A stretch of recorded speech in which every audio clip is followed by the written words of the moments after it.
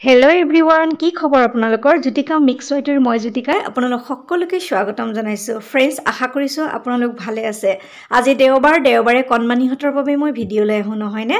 যিহেতু বৰদিন আহি আছে, 25 তাৰিখ পাবহিয়ে, সেইকাৰণে আজি ভাবিলোঁ কণমানিহঁতৰ বাবে চেণ্টা ক্লজ কি ধৰণে মই ৱাটাৰ কালাৰ দি কৰিছোঁ তাৰে এটি সৰু ভিডিঅ' লৈ আহোঁ আৰু তেওঁলোকে চাই ভাল পাব।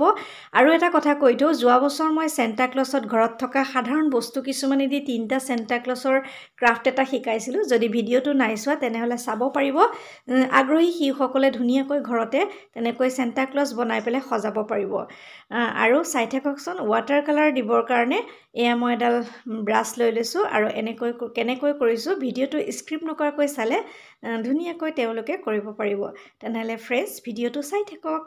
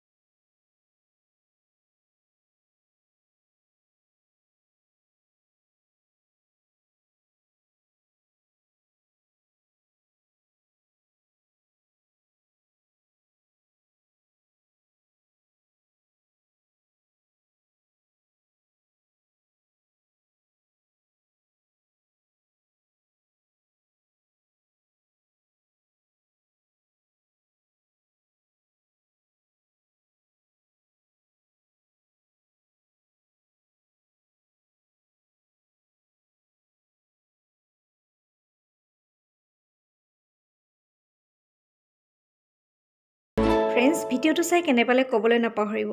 শেষত জনাইছোঁ সকলোকে বৰদিনৰ বহুতো শুভেচ্ছা। আহি থকা বৰদিনে আপোনালোকলৈ সুখ সমৃদ্ধি কঢ়িয়াই আনক। চেণ্টা ক্লছে কণমানিহঁতলৈ বহুত উপহাৰ যেন লৈ আহে, তাৰো কামনা কৰিছোঁ। সকলো সুস্থ থাকক, ভালে থাকক, তাৰে কামনা কৰিছোঁ। নতুন কাম লৈ পুনৰ আমাৰ প্ৰতিশ্ৰুতিৰে মই জ্যোতিকা সকলোকে বিদায় দিছোঁ। নমস্কাৰ।